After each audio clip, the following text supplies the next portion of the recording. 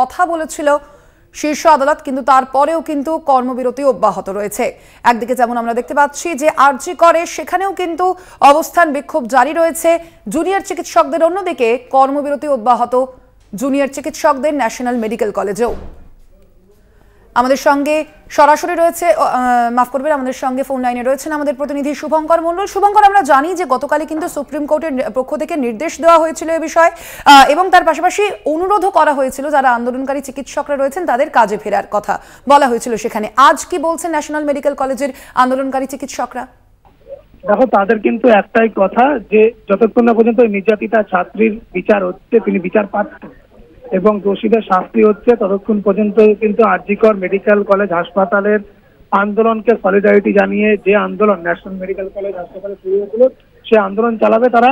কিন্তু তোমায় জানিয়ে রাখি, মেডিকেল বা বলাতে পারে ন্যাশনাল মেডিকেল বা আরজি করে সেখানে কিন্তু এমার্জেন্সি পরিষেবা যেরকম চালু রয়েছে, আউটডোর গুলো খোলা রয়েছে, এখানেও কিন্তু সেসব পরিষেবা চালু রয়েছে। সিনিয়র ডাক্তার যারা তারা কিন্তু বিভিন্ন ডিপার্টমেন্টে রয়েছেন, রোগী দেখছেন, পেশেন্ট তারা দেখছেন, আউটডোর গুলোতে পেশেন্ট দেখা হচ্ছে। তবে জুনিয়র ডাক্তার বিশেষ করে ইন্টার্ন থেকে শুরু করে ট্রেনি প্রত্যেকে তারা যেভাবে অবস্থান আন্দোলন চালিয়ে যাচ্ছেন, তাদের কিন্তু একটাই বক্তব্য যে যতক্ষণ না পর্যন্ত যে ঘটনা ঘটেছে, যে নক্কারজনক ঘটনা ঘটেছে, তাতে ওই নির্যাতিতা ছাত্রী বিচার পাচ্ছেন এবং একই সঙ্গে যে বা যারা দোষী তাদেরকে আরো চিহ্নিতকরণ করে তাদেরকে ততক্ষণ না পর্যন্ত তাদের সাজা হচ্ছে, এভাবে তারা তাদের অবস্থান আন্দোলন কিন্তু চালিয়ে যাবে। সন্ন্যানী, ধন্যবাদ তোমায়। আমরা কথা বলছিলাম, ফোন লাইনে ছিলেন আমাদের প্রতিনিধি শুভঙ্কর মণ্ডল।